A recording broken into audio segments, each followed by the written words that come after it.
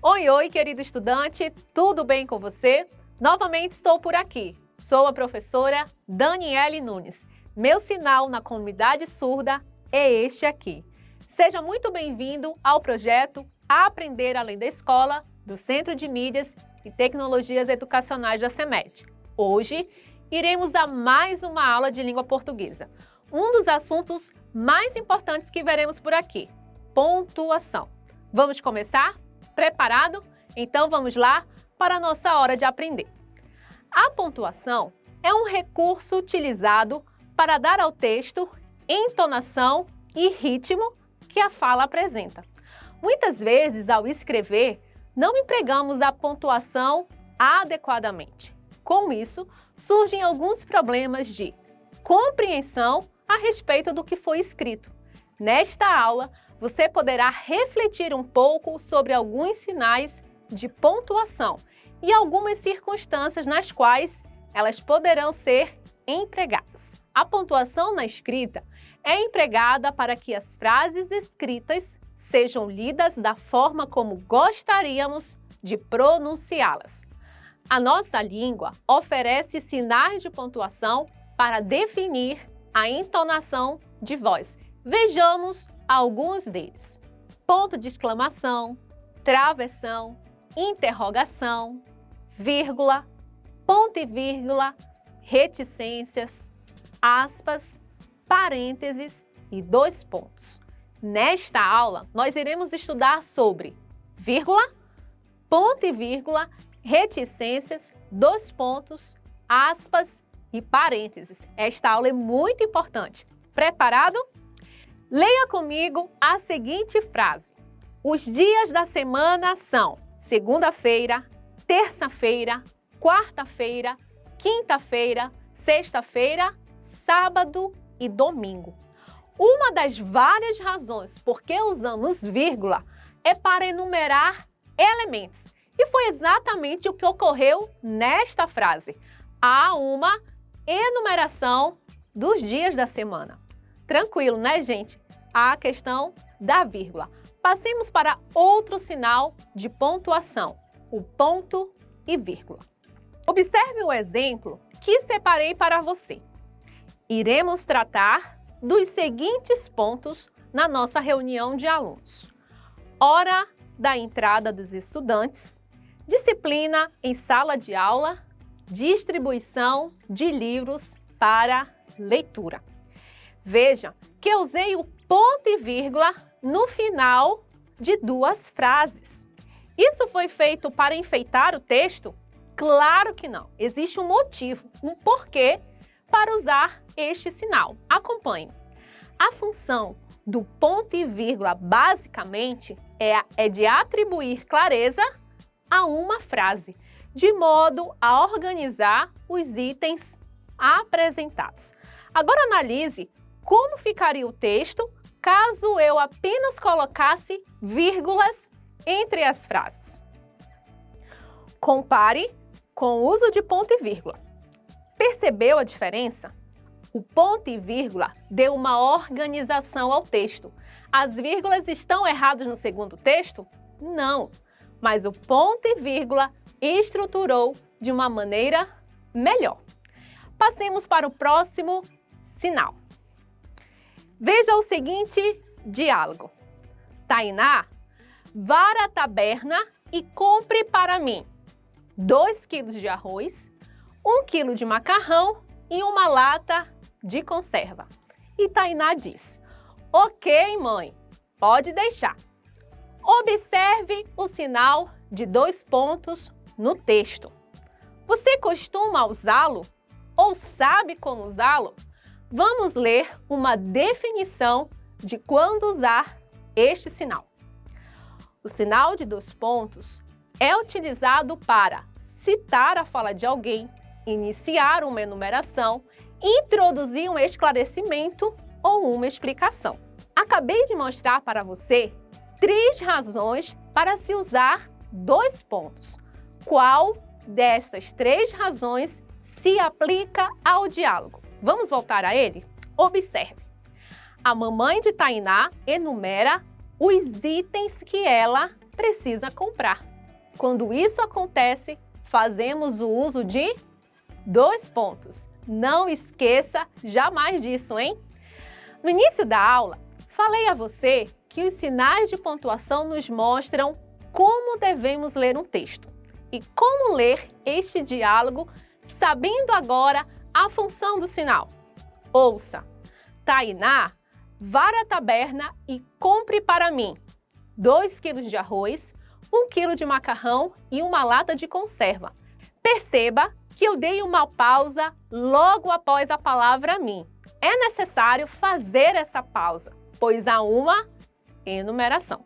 Com estes exemplos mostrados aqui, você consegue perceber que cada sinal de pontuação tem sua função e eles dizem como devemos ler as frases. Quando nos comunicamos fazendo a entonação de voz correta, fazemos com que as outras pessoas entendam o que queremos dizer. Interessante isso, não é? Continuemos o nosso estudo. Lerei para você agora um poema. Preste bastante atenção. A boneca. Deixando a bola e a peteca, com quem ainda há pouco brincavam, por causa de uma boneca, 2 meninas brigavam. Dizia a primeira: é minha, a outra gritava. E nenhuma se continha, nem a boneca largava.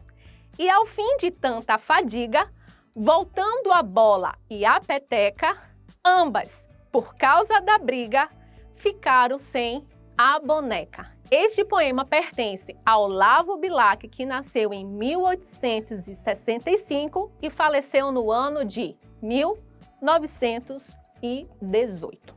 No poema que acabei de ler para você, conseguimos compreender que há uma briga entre 2 meninas.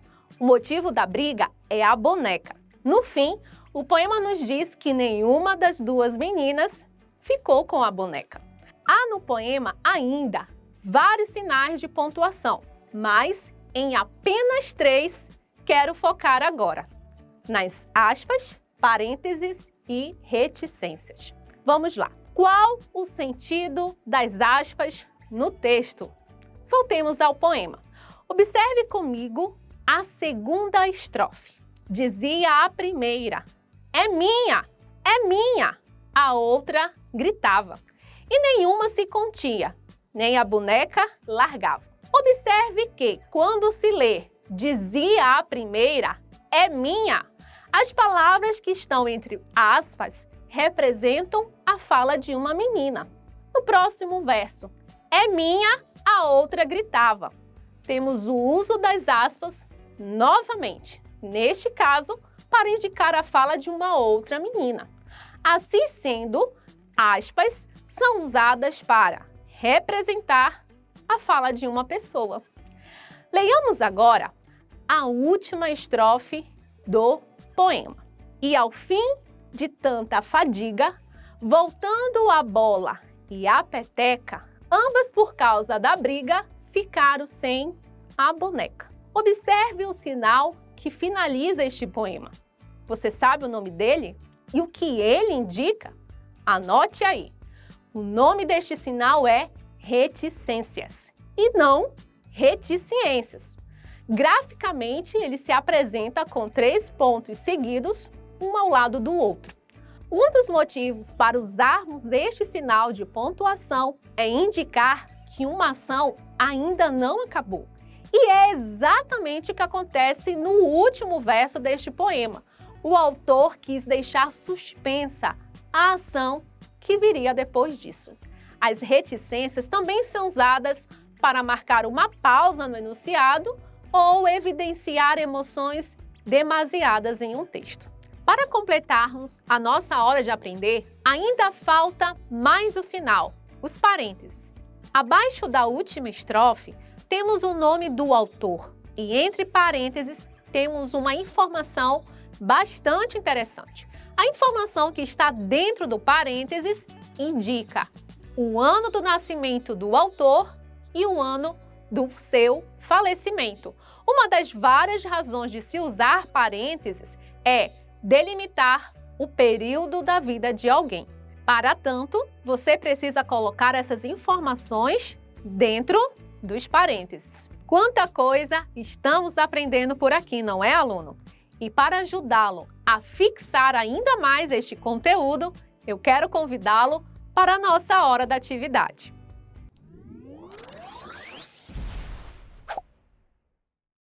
Atividade número 1.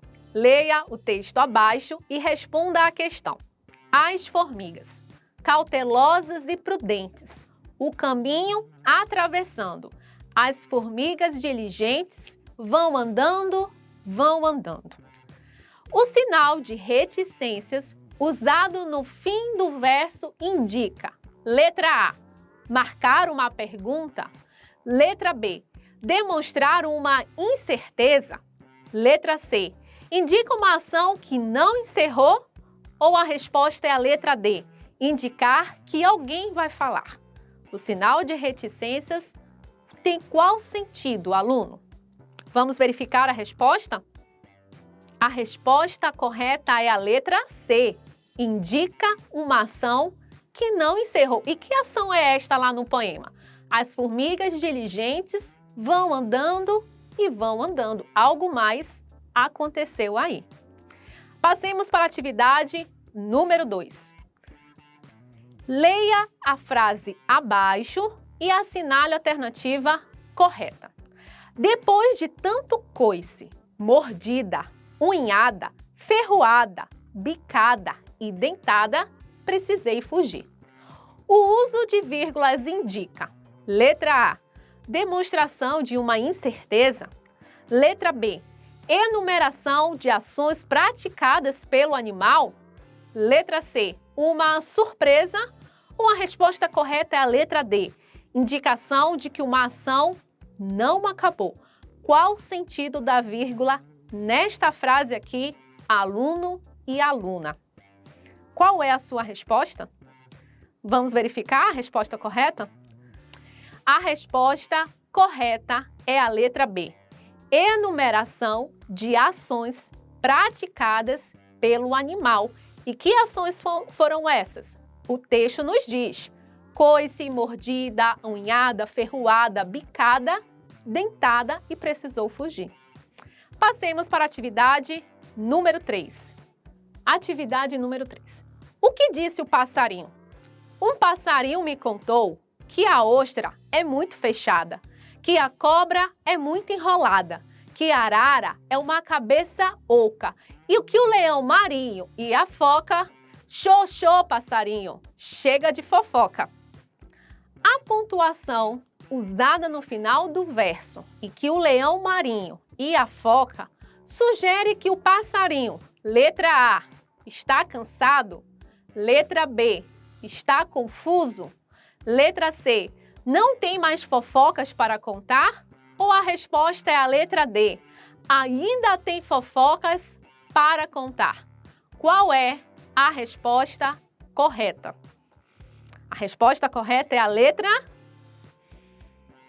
D de dados. Ainda tem fofocas para contar. Depois de exercitarmos 3 atividades, eu quero te convidar para a hora da revisão.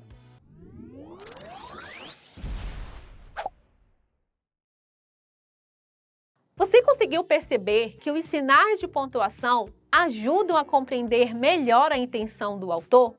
As pontuações indicam que tipo de entonação de voz devemos fazer. Os sinais dão vida ao texto. Imagine um texto sem qualquer sinal de pontuação. Seria um caos. Nesta aula, você viu vários sinais de pontuação. Número 1, vírgula, que é usada também para enumerar coisas, elementos, etc. Ponto e vírgula. Não tem função de ponto final ou de vírgula. É um intermediário entre eles, ou seja, não há pausa total, nem breve, mas uma moderação entre as duas. Vimos por aqui que ele serve para separar itens em uma enumeração, deixando o texto mais organizado também. 2 pontos. O sinal de 2 pontos é utilizado para indicar a fala de alguém, iniciar uma enumeração e introduzir um esclarecimento ou uma explicação. Próximo sinal, reticências. Indica que uma ação não acabou. Usada também para marcar uma pausa no enunciado, podendo indicar uma omissão de algo que não se quer revelar ou ainda mostrar uma emoção demasiada ou uma insinuação em um texto. Vimos por aqui também aspas. Também são usadas para representar a fala de uma pessoa. Parênteses. Delimita o período de vida de alguém. É só você colocar essas informações dentro dos parênteses, uma palavra ou frase interposta no discurso. Anote esses sinais em seu caderno e busque construir frases, usando cada um deles, pois é assim que aprendemos. E assim que você encerrar as frases, mostre-as a um adulto para corrigi-las. Encerramos mais uma aula super produtiva de língua portuguesa. Aguardo você na nossa próxima aula e até mais!